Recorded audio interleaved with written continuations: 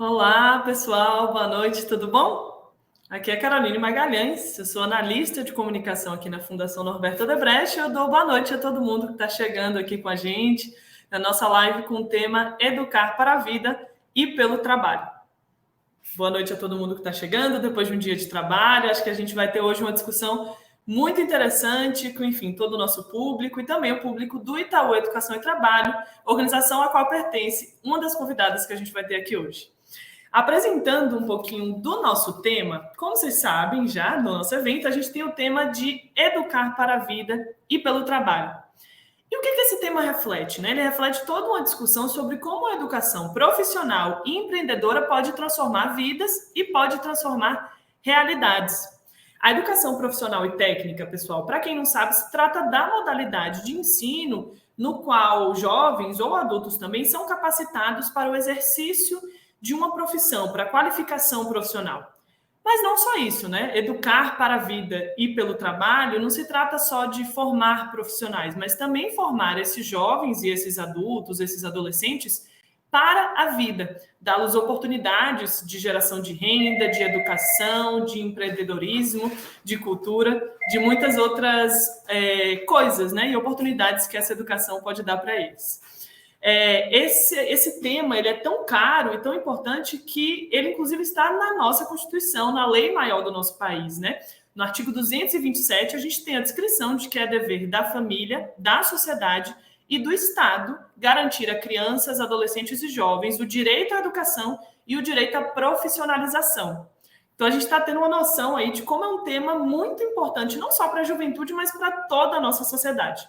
E é por isso que a gente vai ter conosco hoje duas convidadas muito especiais para falar sobre esse tema. A gente vai estar com elas logo mais, mas antes eu quero dar uma breve biografia dessas pessoas que vão estar com a gente hoje, que são a Cristiane Nascimento e a Cacau Lopes. Cristiane Nascimento, que atua aqui na Fundação Norberto Odebrecht, ela é responsável por sustentabilidade, parcerias e comunicação aqui na Fundação e é mestre em desenvolvimento regional e urbano, além de formada em psicologia. A Cristiane ela coordena aqui na Fundação um programa social que busca combater a pobreza e a desigualdade e tem a educação como uma das suas frentes de atuação, como um dos principais pilares na sua forma de combater essa pobreza e essa desigualdade. A Cristiane tem mais de 25 anos de experiência em gestão de recursos humanos e em sustentabilidade e muitas experiências interessantes para compartilhar com a gente aqui hoje. Além dela, a gente também vai ter aqui com a gente a Cacau Lopes. E eu aproveito para já inserir as nossas duas convidadas aqui na tela comigo. Boa noite, pessoal. Daqui a pouco eu vou dar a oportunidade aí de vocês falarem um pouquinho. E vou partir para apresentar um pouquinho da Cacau Lopes. A Cacau, que também é formada em psicologia e mestre em educação. Ela atua, como vocês podem ver aí na tela, no Itaú Educação e Trabalho, que é uma organização que luta para amplificar as políticas públicas de acesso à educação profissional e técnica. Em sua carreira, ela trabalhou em diversos programas e projetos educacionais voltados ao desenvolvimento integral de crianças, adolescentes e jovens. Também trazendo aí muita bagagem sobre esse tema que a gente vai discursar hoje. E eu queria que, enfim, né, Cacau e Cris se apresentassem um pouquinho, dessem boa noite e cumprimentassem a audiência que está com a gente aqui hoje. Bom, vou começar então, que eu fui parou em mim a apresentação. Então, muito boa noite a todas e todos. Eu queria agradecer à Fundação Odebrecht pelo convite, é uma honra. Realmente é uma honra estar aqui com vocês e falar para um outro público, né, que vocês estão aí generosamente compartilhando com a gente. Então, queria contar muito rapidamente sobre o nosso trabalho aqui no Itaú Educação e Trabalho, né? Nós temos apoiado secretarias de educação, o poder público, na construção e na implementação de políticas de educação e trabalho, né? Então, nosso trabalho ele extrapola os limites da educação, né? Entendendo que educação, trabalho são as possibilidades para uma trajetória digna das juventudes brasileiras, né? Então, nossa missão é, de fato, conseguir ofertar aí uma igualdade de oportunidades para que esses jovens possam ter uma boa trajetória, uma formação digna e uma inclusão produtiva adequada. Então esse é o nossa trajetória de vida, né, somos uma fundação relativamente nova, mas o nosso trabalho já vem aí de muitos anos, do Itaú BBA, né, do grupo de educação do Itaú BBA. Então, mais uma vez, boa noite, gente, muito obrigada. Obrigada, Cacau. Cris, por favor, pode cumprimentar o público.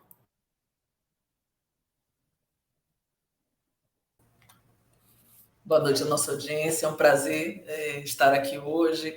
Agradeço aí a Cacau, né, o Itaú Educação e Trabalho por ter aceito o nosso convite, a Carol por essa bela mediação aí que já se iniciou, e dizer que é uma oportunidade da gente trocar com essa audiência, estamos num bate-papo, né, ouvir também a percepção das pessoas, o que elas têm a dizer, como elas querem contribuir e se envolver nesse momento aqui de diálogo. A gente costuma falar que nós que atuamos na área social, a gente tem uma rede, né? A gente procura trabalhar em rede, um processo de colaboração e não de competição, é uma rede colaborativa, de cocriação, onde o diálogo precisa estar muito presente, né? Para que a gente possa criar aí um círculo virtuoso para as pessoas com as quais a gente lida, atende em nossos programas sociais. Na Fundação, especificamente, você já introduziu, Carol, né? A coordenação aí do programa, que é o Programa de Desenvolvimento e Crescimento Integrado com Sustentabilidade, um programa que tem como objetivo, aí, em linha com a missão da Fundação e o propósito de promover o desenvolvimento territorial sustentável, fazer um enfrentamento aí à pobreza e a degradação ambiental, né, as situações de vulnerabilidade do nosso país, e com isso a gente aposta firmemente no jovem, aposta muito na educação, como você já trouxe um dos pilares aí, e por isso, da nossa atuação, e por isso muito importante esse debate de hoje, essa conversa de hoje. Muito bom, pessoal. A gente já tem algumas pessoas nos cumprimentando aqui nos comentários, dando boa noite, falando dessa relevância do tema, né? Que, como eu introduzi, não é um tema que se reflete só para os jovens, que interessa só os jovens e interessa toda a sociedade. Então, pessoal, já dando início aqui ao nosso bate-papo, eu quero fazer uma pergunta às duas convidadas que a gente tem aqui hoje. Cristiane e Cacau, para vocês, o que é e qual é a importância da gente falar de se educar para a vida e pelo trabalho? Acho que a Cris pode dar início aí a essa resposta. Sim. Boa pergunta aí para a gente iniciar, né, essa nossa interação. Então, acho que assim, a educação realmente, não é à toa que a Fundação trabalha muito fortemente com esse pilar, né, com essa base. Educar para a vida é acreditar no potencial do ser humano, né, confiar nessa capacidade que o ser humano tem, uma capacidade ilimitada de poder se desenvolver. Então, a Fundação aposta muito, eu particularmente também me identifico com essa causa, não é à toa a minha atuação hoje na instituição, né? E a importância para a fundação desse tema da educação é tão grande que desde 88, né, 1988, a gente, por meio de mudanças que a instituição foi passando, né, do ponto de vista da sua atuação, do seu foco, são 56 anos de atuação, então é natural que a Fundação tenha, ao longo do tempo, modificado um pouco o seu foco de atuação, mas desde 88 a educação de jovens passou a ser a principal causa, o principal mote. Então, a gente assume aí, né, esse compromisso da educação de adolescentes, com o propósito de formar pessoas responsáveis, comprometidas, conscientes, participativas, que possam promover uma mudança na sociedade, estimulando aí o protagonismo juvenil.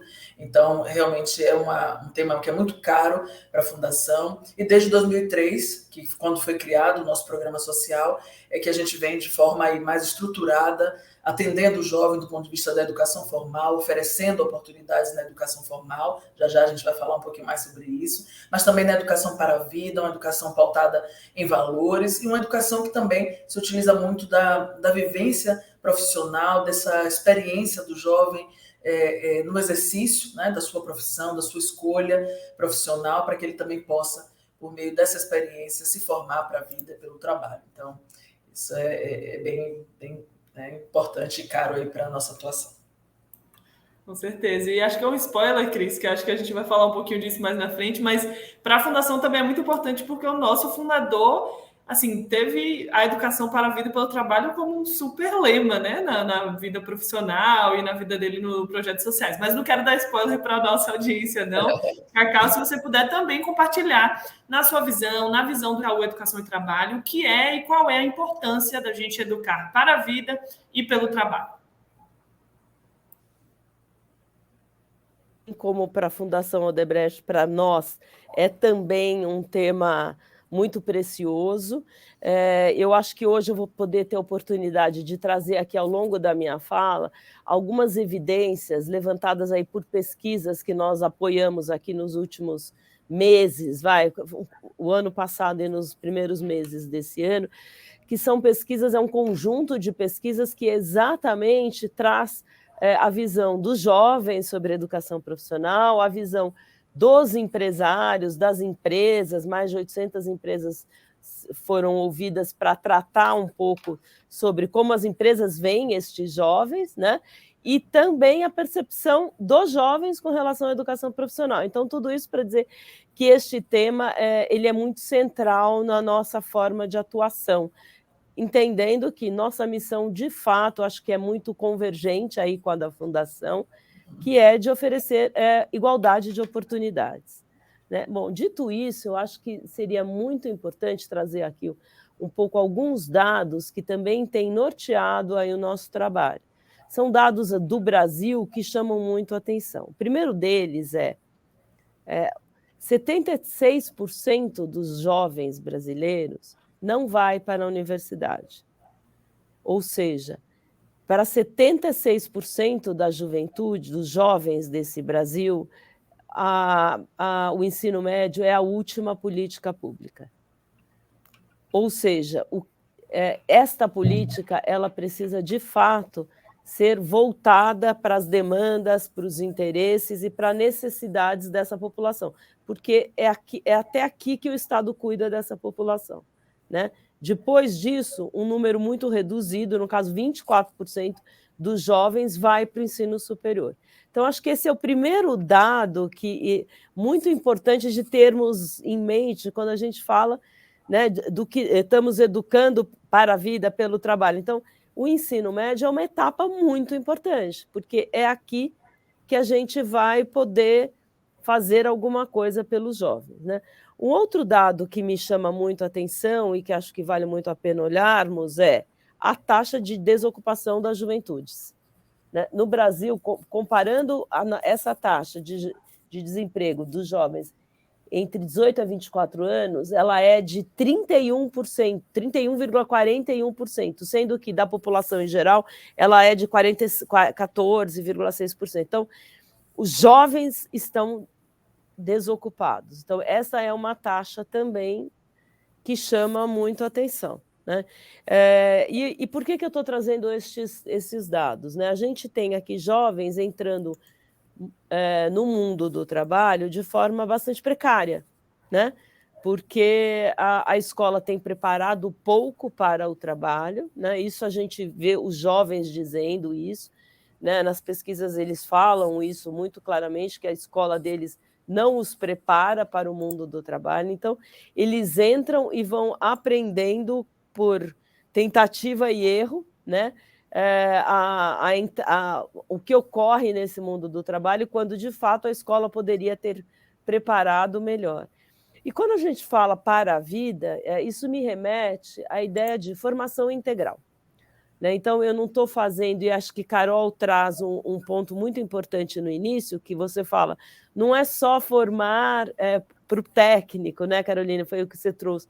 Então, isso nos remete à ideia de formação integral, quer dizer, eu olho para um sujeito, para um jovem, para um menino, uma menina, e olho esse sujeito como um todo, né, em suas competências socioemocionais, as suas atitudes, valores, né, que tipo de jovem eu quero formar. Então, isso posto na educação profissional, quer dizer, nos dá uma ideia de que nós não estamos falando de uma educação profissional obsoleta, tecnicista. Pelo contrário, nós estamos falando de uma formação profissional que vai olhar para a juventude como um todo, né, em todas as suas necessidades, né, entendendo que, como política pública, é fundamental que os jovens tenham essa oportunidade. No Brasil, a gente tem uma taxa de juventudes frequentando a educação profissional muito pequena, se a gente comparar com os países aí da OCDE, por exemplo. Aqui no Brasil, a gente tem 11% de jovens na educação profissional, sendo que nos outros países essa média gira em torno de 42%. Bom, tudo isso, gente, para dizer que, de fato, é um tema muito caro, e lembrando que educação e trabalho estão sempre muito muito relacionados, né? Quando a gente se qualifica, a gente tem melhores oportunidades de trabalho, e quando a gente está no trabalho, a gente sente necessidade, é necessário a gente estar sempre se qualificando. Então, esses dois eixos aí, educação e trabalho, eles têm que estar sempre muito articulados. Então, esse é um tema aí que nos interessa muito e que muito bom aqui continuar esse bate-papo com a Cris a respeito. Muito bom, Cacau. Obrigada por sua resposta. E ela me fez um pouco pensar numa pergunta que eu quero já encaminhar para a Cris. A gente fala, e eu acho que talvez isso esteja um pouco também no imaginário do público que está nos acompanhando hoje, muitas vezes quando se fala sobre educação profissional e técnica, a gente imagina logo um menino ou uma menina que mora na zona urbana, que estuda em um colégio público ou privado na zona urbana e que muitas vezes vai se associar ou vai fazer uma educação profissional e técnica para trabalhar em uma indústria, em uma plataforma de serviços ali na zona urbana. É raro que a gente pense em educação profissional e técnica para o jovem que está na zona rural. E essa é justamente uma interseção com o programa social da Fundação, né? Então, eu queria perguntar para você, Cris, se você visualiza neste tema sobre o educar para a vida e pelo trabalho, a juventude rural e a educação no campo é um pouco invisibilizada. E o que a gente pode fazer para tornar isso um pouco mais relevante para a agenda pública? Excelente pergunta, Carol. E assim, fiquei refletindo muito sobre os dados que a Cacau trouxe, né? Bem importante também a gente estar pautando nossa conversa com informações desse tipo, né? Acho que a nossa audiência valoriza, né, dados que também norteiam um pouco mais essa discussão. Mas fiquei refletindo esses dados, pensando de maneira geral, né, a juventude, mas quando a gente faz um recorte para olhar, por exemplo, para a zona rural, para o interior, né, do nosso país, esses dados, pelo menos pela nossa experiência lá no Baixo Sul da Bahia, que é essa região ali entre o Recôncavo e o sul da Bahia, né, é chamado de Baixo Sul, é um território de identidade, onde a gente iniciou a nossa atuação e hoje a Fundação está em total capacidade de reaplicar esse modelo para outras regiões, que também haja demanda e necessidade de aplicar um programa, né, para promover o desenvolvimento sustentável em regiões de vulnerabilidade. Mas, no entanto, fiquei refletindo aqui como esse recorte, né, para olhar esses dados de educação, de violência, de falta mesmo, né, de acesso a políticas públicas, ele se acentua na zona rural, Cacau. Então, essa é, né, uma reflexão que a gente traz, que está muito também embasando as nossas ações aí no Baixo Sul. Não é à toa essa escolha, então até que nesse processo da Fundação, de ir ajustando o foco da sua atuação. Há um tempo atrás, antes dos anos 2000, ela vinha trabalhando muito com jovens da periferia, jovens desocupados também, que tentavam, na informalidade, buscar a sobrevivência, com muitos conflitos, né, sozinhos às vezes, sem família, tentando se encaminhar na vida, como é muito comum, né, nas periferias das grandes cidades. E uma percepção naquele momento foi de que boa parte desses jovens era oriundo das cidades do interior do estado, né, daqueles estados que estavam ali no estudo, e principalmente das zonas rurais. Isso fez com que a Fundação mudasse um pouco o rumo, né, o direcionamento da sua atuação, para pensar em trabalhar na fonte do problema, né? do que foi naquela época, a leitura que foi dada, o diagnóstico que foi dado. Então, se houvesse oportunidade no campo Será que esse jovem poderia permanecer junto à sua família, encontrando um caminho profissional? Foi um pouco do que, né, lá atrás assim, foi dando os inputs para esse direcionamento que temos em vigência, né, em voga aí até hoje. E, sem dúvida, essa é uma questão que está um pouco invisibilizada, né? A gente vê que se a juventude das grandes cidades estão passando por dificuldades ou estão, enfim, carentes de algum tipo de assistência ou política pública específica para a juventude, na zona rural nem se fala. Né? São os acessos que são difíceis, não tem estradas, não tem transporte público muitas vezes. Estou generalizando aqui, né? É uma situação que a gente convive, mas que se estende a outras regiões rurais aí do nosso país. Então, era preciso buscar alternativas para fazer também esse enfrentamento. Né? Como é que era possível levar a atratividade para a escola, fazer com que esse jovem se interessasse e terminasse pelo menos ali o seu ensino médio, né? E aí, com isso, várias ações foram pensadas dentro do programa, justamente buscando esse gancho de que a educação profissional e tecnológica está prevista em lei, né, na Lei de Diretriz e Bases de Educação Nacional, na LDB, com essa finalidade de trabalhar o exercício da profissão, dessa formação mais ampla, de vida mesmo.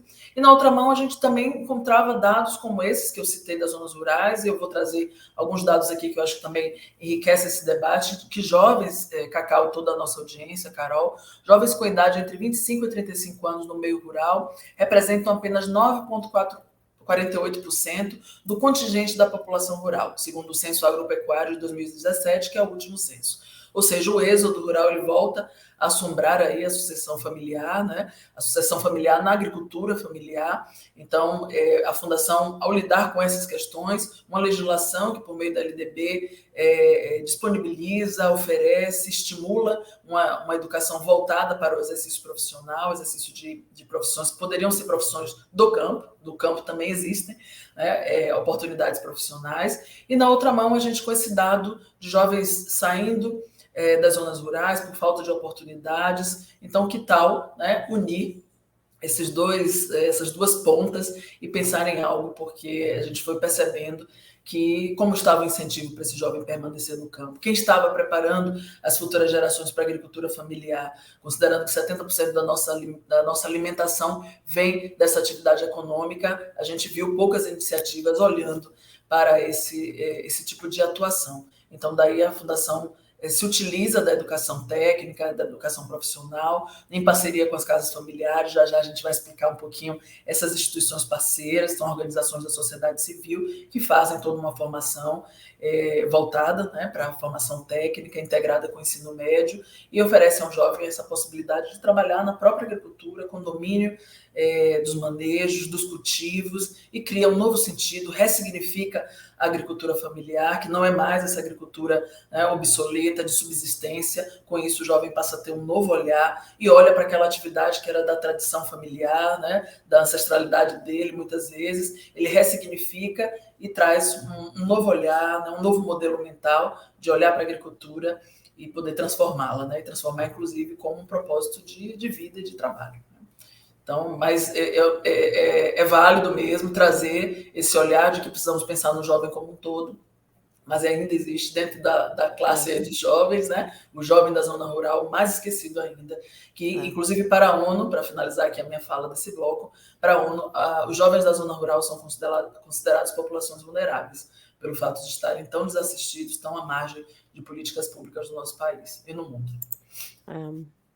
Muito bom você ter trazido isso, Cris, porque eu acho que dialoga muito com o que a gente também tem visto em alguns lugares que apoiamos, né? A gente tem apoiado diretamente 16 estados, né? E eu diria que do Oiapoque ao Chuí mesmo, né? Então, com realidades absolutamente distintas, né? Com desafios, alguns deles comuns, mas com realidades bastante diversas mesmo, né? E a questão dos jovens do campo com a educação profissional tem sido uma questão grande para nós aqui. Nós temos nos deparado com isso, até porque a evasão é muito alta, né? E esse é um ponto, inclusive, nós paramos para olhar assim, o que esses jovens, de fato, demandam, né? Quais são os interesses? Acho que você traz um ponto importante. Ele ressignifica a agricultura familiar, né?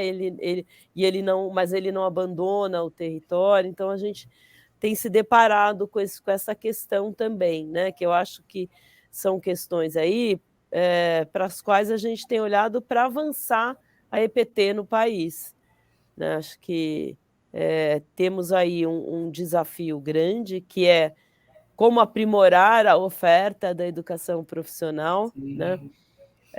Como ampliar, mas ampliar com qualidade, né? De forma que os jovens possam ter uma inclusão produtiva digna, adequada, né? Com responsabilidade. E esse tem sido um ponto nosso, assim. Agora, outros pontos que quando eu falei aqui no avanço, né, da educação profissional no país, acho que além da questão do campo, né, acho que tem uma questão que é bem importante, assim, os estados têm avançado bastante nesta oferta, né? Então, assim, olhando para esses problemas, né, acho que um deles é o jovem rural, mas acho que tem outras tantas questões que têm sido vistas aí com relação a essa oferta. E eu não sei se as pessoas que estão aqui com a gente têm essa visão, mas eu gostaria de trazer, né? Hoje, né, com o ensino médio, com a reforma do ensino médio, né, a educação profissional faz parte do currículo da educação básica, né? Então, os jovens podem escolher um itinerário para seguirem um aprofundamento, que pode ser de uma área de conhecimento, pode ser um itinerário integrado de uma ou mais áreas, e pode ser um itinerário de formação técnica e profissional, né? E, para isso, é muito importante que a gente escute os interesses desses jovens, né? E aí acho que a gente volta de novo a se conectar. Que itinerários são esses que vão atender a essas juventudes que estão no campo, né? E que estão lá em seus territórios e que, de fato, evadirem e ficar 9%, esse número me chama muita atenção, Cris. É um número alarmante, né? Chocante, alarmante, porque o que está acontecendo com esses jovens que estão migrando para cidades, né? E que tipo de inserção e que eles estão tendo nas cidades também, né? Que acabam, talvez, não sei, mas provavelmente fiquem lá nas periferias também sem grandes oportunidades. Então, acho que esse é um dado muito importante, quer dizer, a escuta dos jovens, né? Aqui eu estou falando do campo, mas não só, né? Para que essas ofertas tenham sentido, tenham significado na vida desses jovens, porque se o ensino médio passa por uma reforma que possibilita que as juventudes escolham caminhos, né, que construam projetos de vida, que também é outro elemento inovador deste ensino médio, né, a possibilidade do jovem construir seu projeto de vida, né, que aquilo que seja ofertado vá, de fato, ao encontro dos interesses dessas juventudes. Cacau, muito interessante você falar disso. Perdão, Cris, não sei se você queria falar, mas eu estava, sim, acompanhando, falando alto aqui, pensando alto, concordando com a Cacau. Todas informações muito interessantes, né? E, Cacau, eu acho que se você pudesse também explorar, detalhar um pouco mais disso que você está falando, né? Que seria até minha próxima pergunta para você, justamente sobre essa escuta da juventude, né? Eu acho que a Fundação tem uma experiência muito interessante com as comunidades, localmente, enquanto o Itaú Educação e Trabalho, você falou de algumas pesquisas que foram feitas recentemente. Imagino que vocês tenham muito esse aspecto nacional, mais regional, dessa escuta do jovem. Queria que você falasse, então, um pouquinho como é que, na sua experiência, a gente consegue criar essas pontes com as juventudes para que elas possam também ajudar a construir os currículos e as oportunidades de educação profissional e técnica nas cidades, nos estados onde eles moram. Ótimo, muito bom. Carol, eu acho que essa construção curricular, né, essa oferta da educação profissional para os jovens, ela tem alguns tripés, né? A escuta dos jovens é uma, e a gente vai falar delas, né? Mas eu também queria deixar marcado que, além do tripé da escuta das juventudes, acho que tem uma articulação, uma aproximação grande também com o mundo do trabalho e também com a capacidade das redes, das escolas, enfim, do poder público, de fato, qual é a sua capacidade de oferta e qual a capacidade instalada mesmo que essa rede tem para que essa oferta exista. Estou falando isso porque, no caso da educação profissional, a gente não pode ir só no tripé da escuta, porque você também pode desviar para algo que não dialogue com aquilo que a rede é capaz de oferecer ou que, de fato, tenha uma demanda do mundo do trabalho. Então, acho que essa articulação desse tripé é muito importante. Tá? Eu vou falar primeiro, então, sobre a escuta dos jovens. Né? A gente, como eu falei para você, a gente desenvolveu um conjunto de pesquisas, né, nos últimos meses, e quando fomos ouvir os jovens, tem dados muito importantes. Primeiro, que a grande maioria não conhece a educação profissional. Né? Então, esse é um aspecto assim, que chama muito a atenção. Então, falta muita informação e muita comunicação com esses meninos e meninas que estão terminando o fundamental e que estão pensando o que fazer, porque é desconhecido.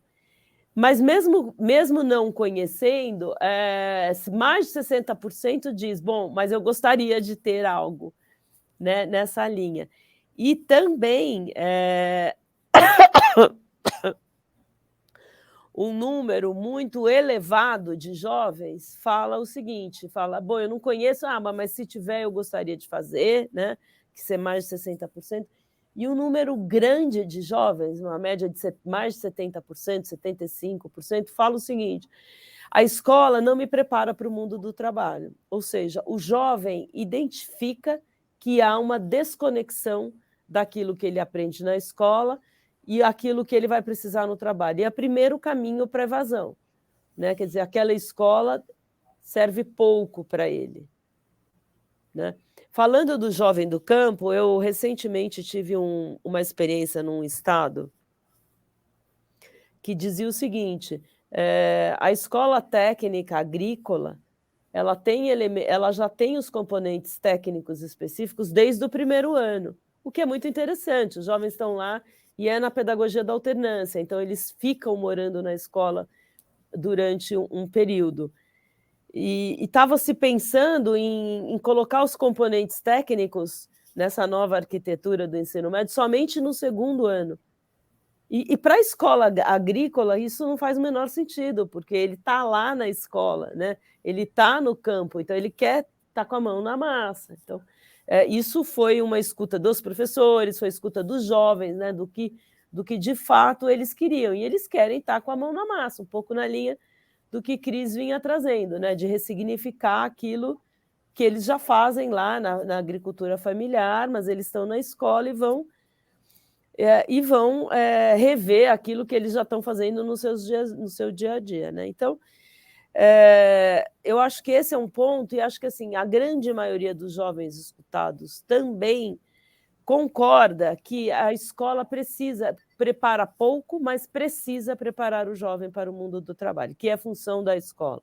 Ou seja, os jovens têm uma visão muito clara de que tem algum problema muito sério na escola, né? Assim, a escola deveria prepará-los, mas a grandíssima maioria diz que a escola deveria, mas não prepara. Né? Então, esse é um ponto importante.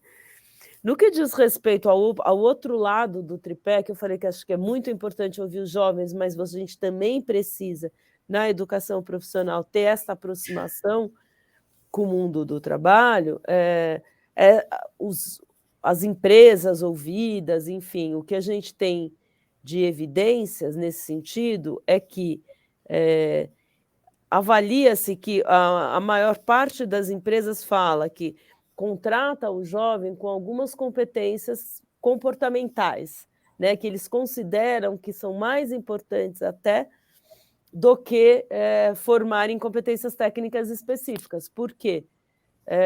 há uma preocupação muito grande de que a escola também não trata do trabalho como princípio educativo, não desenvolve na escola o que são essas relações do mundo do trabalho, desde colaboração, trabalho em equipe. Então, estas competências, que são as chamadas competências aí do século XXI, ou competências do mundo do trabalho.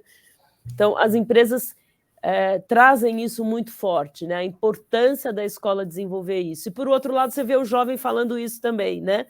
Que a empresa não, que a escola não o prepara. Então, acho que essas diferentes escutas nos levam a pensar, né, que é papel da escola e o nosso papel que apoia o poder público, de olhar para isso, né? Como preparar os jovens para o mundo, para a vida, e pelo trabalho e para o trabalho, porque não existe cidadania sem trabalho, né? Acho que assim, exercício da cidadania está totalmente relacionado ao trabalho.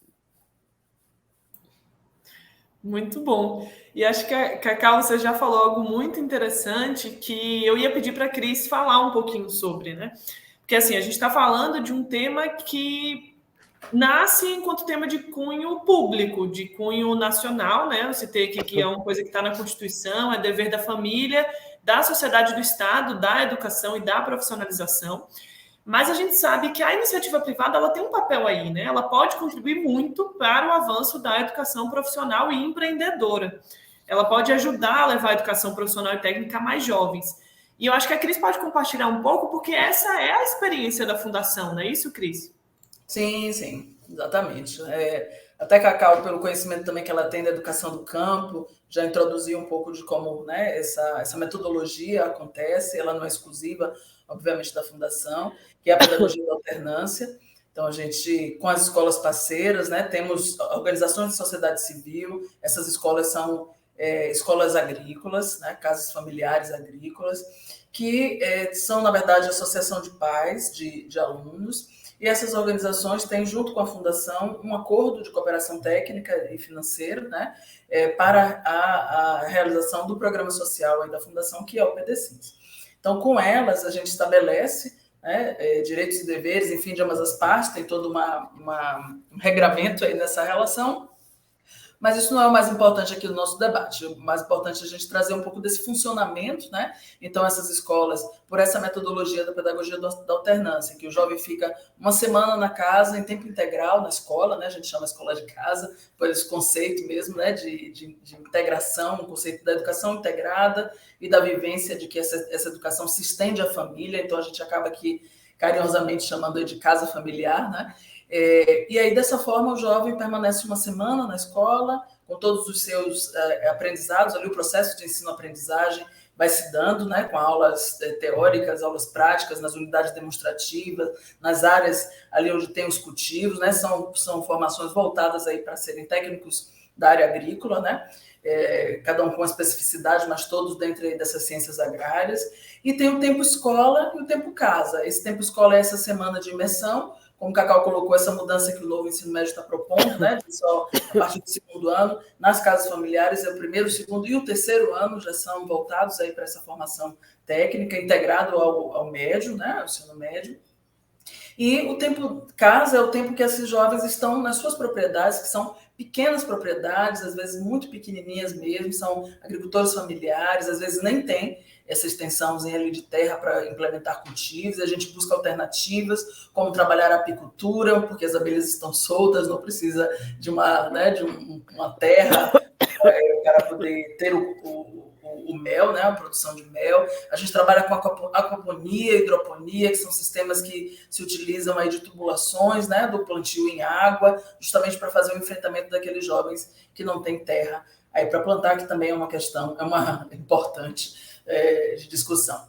E esse tempo casa, o jovem recebe a visita dos educadores, então a educação, o processo de ensino-aprendizagem, ele é contínuo, ele se dá na escola, mas ele se dá também na casa junto à família, por isso que é uma educação para a vida, né, porque ali a família está junto nesse processo, que tem também um pouco do cunho técnico, e aí esse educador, que muitas vezes, na maioria das vezes, é um engenheiro agrônomo, um zootecnista, ele vai a campo com esse jovem, acompanhando como é que está sendo a implementação desse aprendizado do tempo casa, né, da escola, casa familiar. Então, como é que está sendo o manejo, como é que ele está adubando, como é que ele está podando, o que é que ele está fazendo em relação aos seus cultivos, e para isso ele recebe todos os incentivos, né, para poder ter na sua propriedade uma área com a qual ele vai implementar esses novos cultivos e ser responsável. Então, é uma educação que também traz uma responsabilidade, traz um protagonismo grande para o jovem. Então, a gente pensa aí 16 anos, 17 anos, ele já com 1 hectare, até 2 hectares, ali plantando cacau, banana, mandioca, implementando, sendo dono ali, né, daquele cultivo, daquela terra, porque ele recebe recursos do projeto para isso. Então, ele tem as mudas, ele tem adubo, ele tem assistência técnica, ele tem toda a orientação, ferramentas para implementar, e ele vai ali com muito protagonismo, né, sendo realmente o líder ali naquele momento, pelos ensinamentos que recebe e troca com a escola. Ele vai conduzindo os seus cultivos, influenciando a sua família, para muitas vezes rever os seus processos produtivos, aceitar novos manejos mais modernos, aceitar uma participação da tecnologia. Tem jovens que têm aplicativos para acompanhar a sua produção, quanto ele colheu, quanto vai custar. Isso também traz uma atratividade bacana aí para a agricultura, aos olhos do jovem, né? Porque não é só a enxada, é um modelo de empresariamento, onde ele pensa que a terra. A gente tem um depoimento lindo de uma jovem, que era a Caroline. Ela dizia: meu sonho era ir para a cidade trabalhar numa empresa. Hoje eu vejo que a empresa é a minha propriedade, porque ela passou a ter uma visão, né, no sentido de que o campo pode dar a ela essas condições. Então, ela fazia chocolate, ela criava galinha, ela tinha banana, ela fazia doce, ela comercializava banana. Então, assim, como mesmo uma possibilidade de carreira, né, junto ali àquela família. Então, e voltando para esse modelo, para a sua pergunta, Carol, para eu ir finalizando, dessa forma, são organizações de sociedade civil, a Fundação tem com elas esse acordo de cooperação, elas recebem recursos da Secretaria do Estado de Educação, porque são escolas, né, formais, enfim, com toda a regularização necessária para isso, mas, no entanto, por serem associações privadas, elas recebem também investimentos privados, investimento social privado, né? E aí a gente tem uma rede enorme, voltando ao ponto em que trabalhar no social é trabalhar em rede. A gente tem uma rede bem grande, Cacau, de parceiros que investem, apostam aí nesses jovens, que possibilita, né, que essa educação possa, de fato, acontecer, porque ela tem um investimento importante. O jovem fica lá, ele faz 6 refeições dentro da casa, ele tem espaço de lazer, ele tem dormitório, ele tem os alojamentos, e ele tem esses incentivos para produzir. Então, ele tem todo um investimento, é como se fosse um investidor anjo para que ele tenha o seu negócio no campo, na agricultura. Então, são investimentos significativos. A gente tem parceiros aí como Braskem, Cargill, Itaú Social, Criança Esperança, enfim, Taesa, Bayer, diversos parceiros que acreditam nessa causa e seguem junto conosco aí. Então, é possível, sim, que o setor privado também se envolva, assim como o Grupo Novo Não é um setor privado, tem a fundação, esse braço que faz toda essa articulação dentro do programa. Muito bom. Lendo aqui um comentário, pessoal, da nossa audiência, a Ana Paula Lacerda falou sobre sua fala, Cris. Eu acredito que essas intervenções também contribuem para a autoestima do jovem, além do fortalecimento da relação deles com o seu território. Totalmente, né? Justamente mostrando como a educação empreendedora não muda só a vida daquele jovem, né? Muda toda uma comunidade, a relação da família. Muito. Posso só comentar um pouquinho sobre isso? Por favor. Então, Cacau, é muito interessante. Os jovens têm muito orgulho de vestir desde a farda da escola. A gente tem situações de pais de jovens que querem vestir a farda, pelo respeito que conseguem ter na comunidade, às vezes até questão de violência mesmo, estar com a farda blinda um pouco aquele jovem, né? Não vamos mexer com o jovem da casa familiar. Então, e o orgulho também de pertencer. E relatos, né? São depoimentos mesmo, assim, de jovens que dizem: olha, eu tinha vergonha, eu era da zona rural, às vezes eu cortava o cacau, minha mão ficava com cheiro, minha unha tinha terra, né? Minha roupa, enfim. Então, na escola, a escola tradicional, convencional, né? Eu sofria bullying. Se eu tivesse que ir no banco, eu era mal visto. Então, eu se sentia um pouco excluído, mesmo em cidades pequenas, né? E os relatos, depois que as coisas começam, eles estão no projeto e começam a prosperar e se fortalecer, né? Se empoderar, e essa autoestima que a Ana Paula perguntou vai sendo trabalhada, e muito bem trabalhada. Esses jovens hoje vão, né, tendo essa condição de dizer que qualquer lugar eles se sentem, né, capazes de estar, de ocupar, de entrar, de negociar com o gerente, de sentar, de falar de investimentos, né? Pequenos, obviamente, a gente está falando tudo isso na proporção de pequenos agricultores, mas já é uma realidade de cidade pequena também, do interior da Bahia, por exemplo. Então, de ter essa capacidade de transitar na cidade, de ter o reconhecimento, esse empoderamento, que a gente faz uma atividade muito bacana, que é o jovem pegar parte do conhecimento que ele obtém na escola e devolver para a sua comunidade. Então, se ele está fazendo uma adubação que está sendo muito importante, que ele, junto com a pesquisa que a escola promoveu, junto com a Embrapa, com a CEPLAC, do Instituto do Cacau, trouxe alguma novidade, ele pega aquela informação e compartilha com o seu entorno, para que ele não seja só aquele jovem que começa a encontrar a prosperidade numa ilha de pobreza ao seu redor. Então, ele tem um compromisso de também trabalhar isso dentro das suas comunidades, de levar um pouco de conhecimento para aqueles que não tiveram a oportunidade de estar na escola como ele.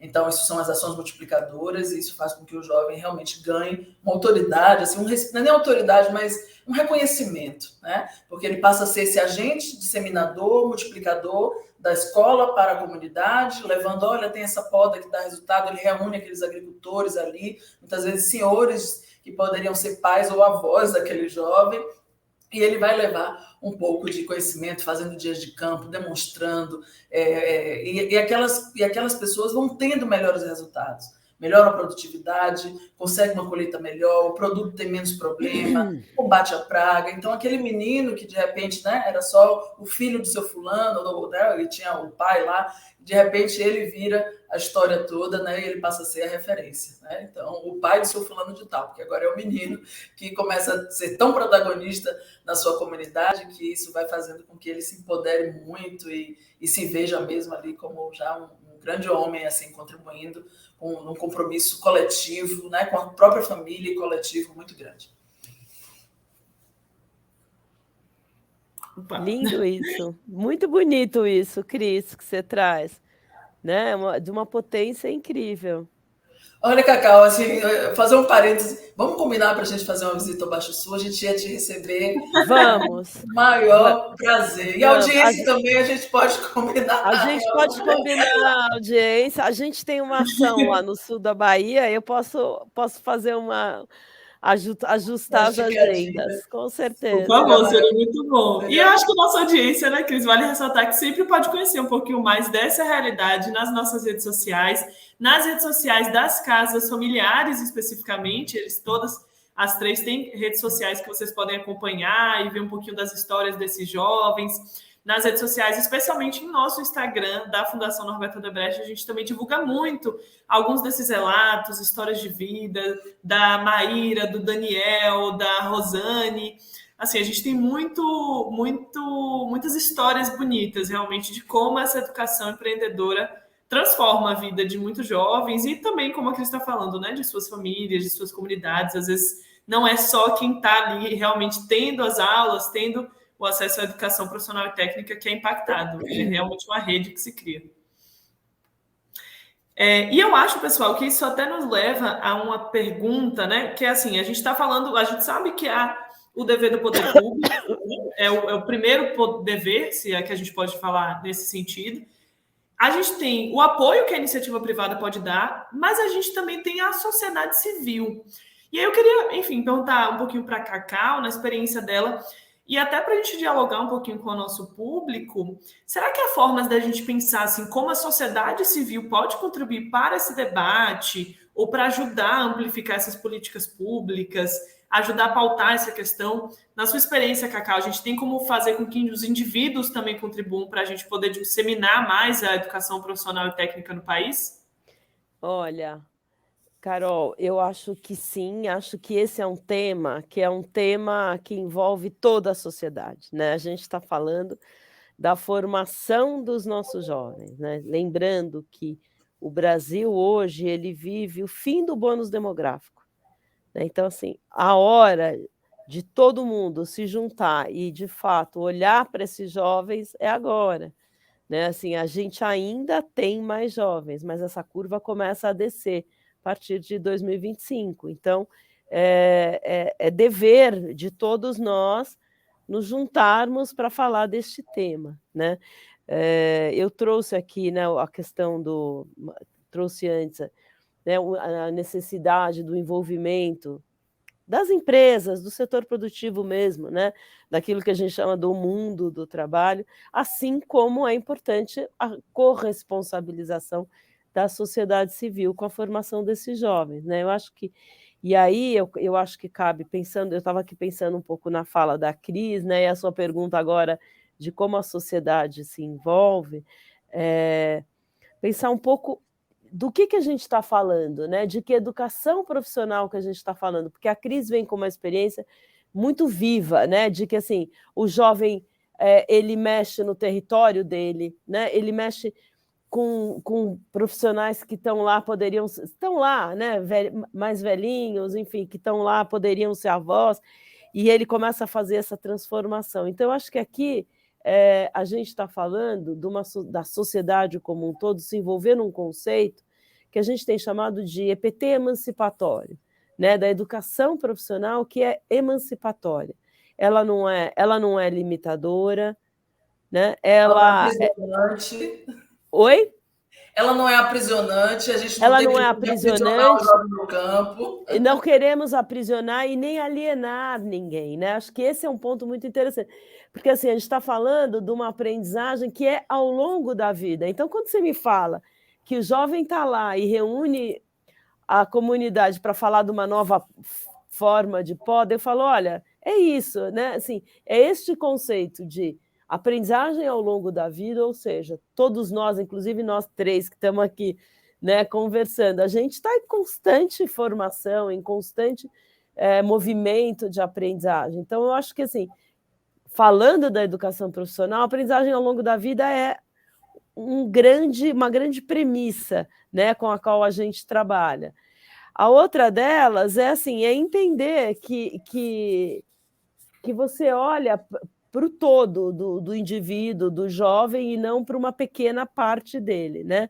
É uma educação que vai olhar para o desenvolvimento pessoal, profissional, mas também para o desenvolvimento social e econômico do país. Portanto, é muito importante que a gente envolva a sociedade civil, a gente envolva outros atores que vão poder se corresponsabilizar por isso, né? Eu acho que tem um outro conceito que a próprio ensino médio tem trazido, as diretrizes da educação profissional trazem isso com muita força, que é o trabalho como princípio educativo.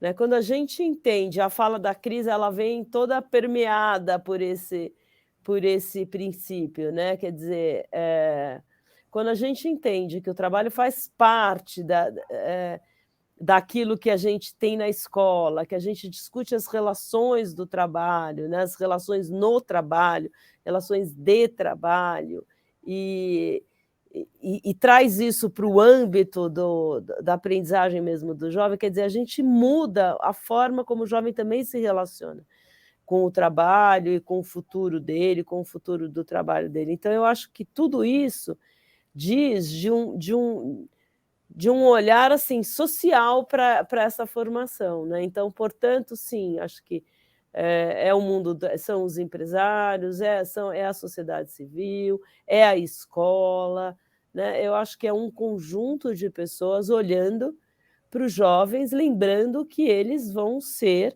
a força produtiva e contributiva do nosso país, né?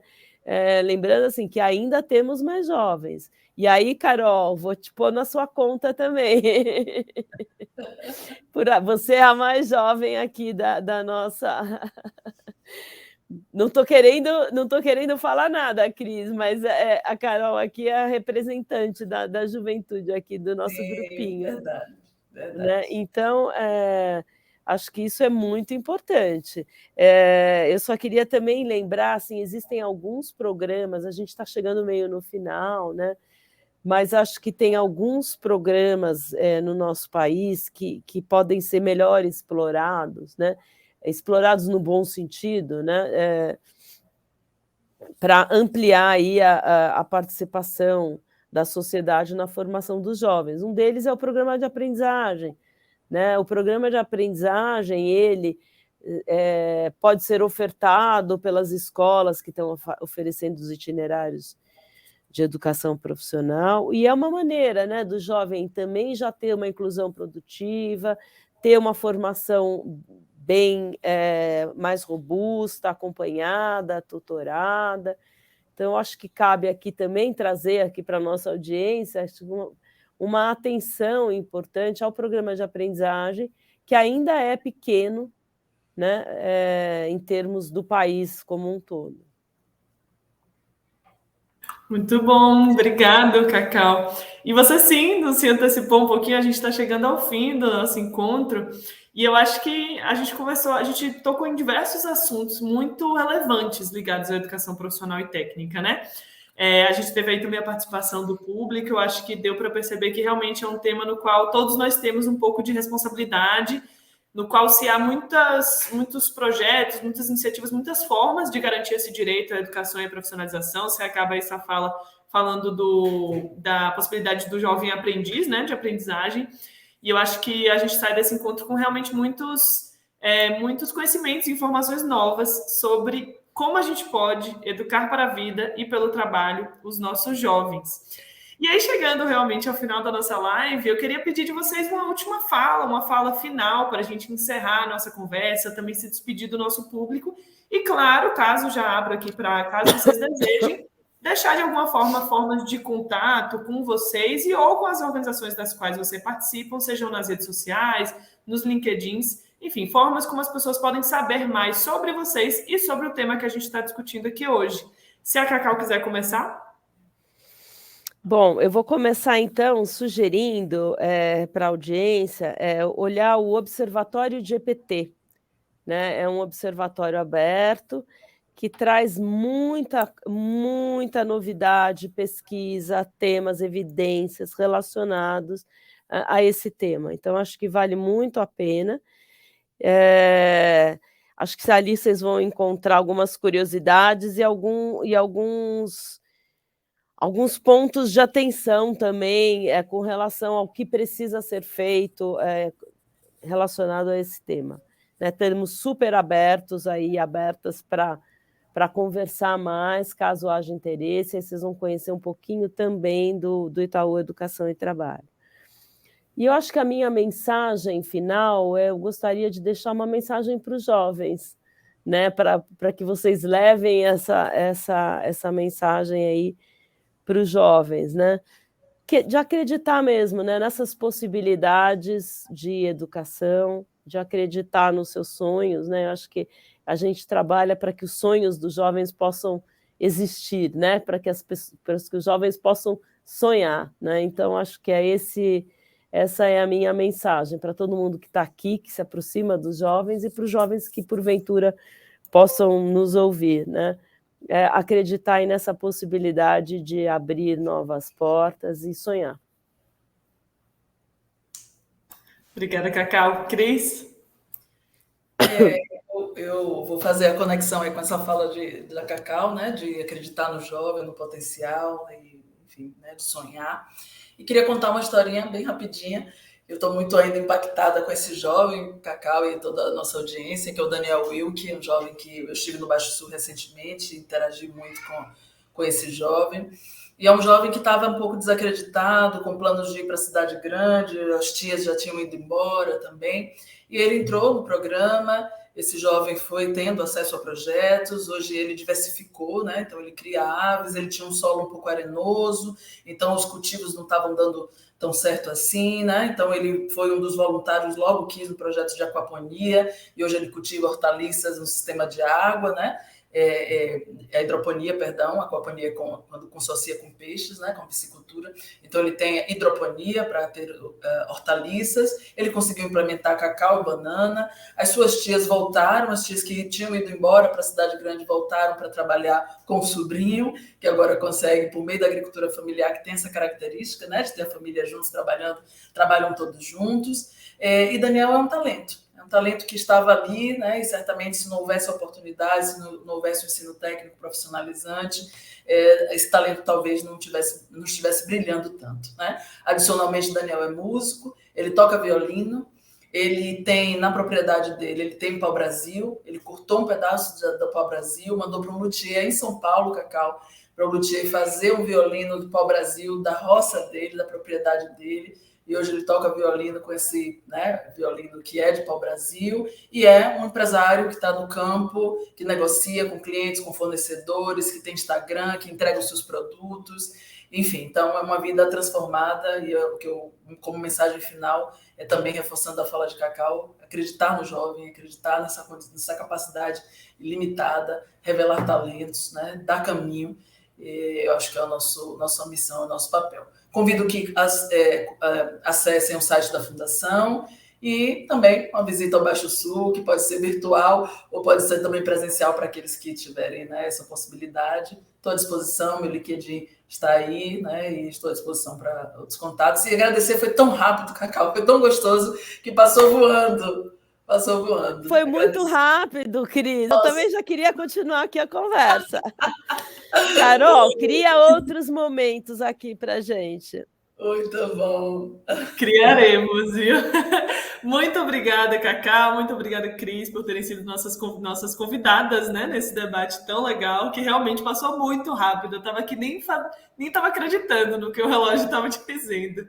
Mas reiterando aí a fala de Cris, vale ressaltar que a nossa live, nosso encontro hoje vai estar gravado, a gente vai disponibilizar isso também nas redes sociais, no YouTube, no Vimeo da Fundação.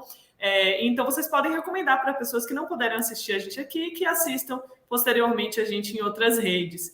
E reiterando também a fala de Cris, a Fundação está disponível em seu site, nas redes sociais, aqui no LinkedIn, para perguntas, comentários, dúvidas, enfim, que surjam a partir desse encontro, que, como a Cacau disse, acho que tem que ser repetido, ampliado. Vamos, com certeza, achar aí outros momentos para o debate sobre esse assunto, sobre outros assuntos relacionados à educação, que a gente ainda tem muita coisa aí a discutir e apresentar para o nosso público, com certeza. Muito obrigada novamente, Cacau, muito obrigado, Cris, e acho que a gente pode dar boa noite aí à nossa audiência. Boa noite, gente. Muito obrigada pela participação. Boa noite. Tchau, gente. Boa noite.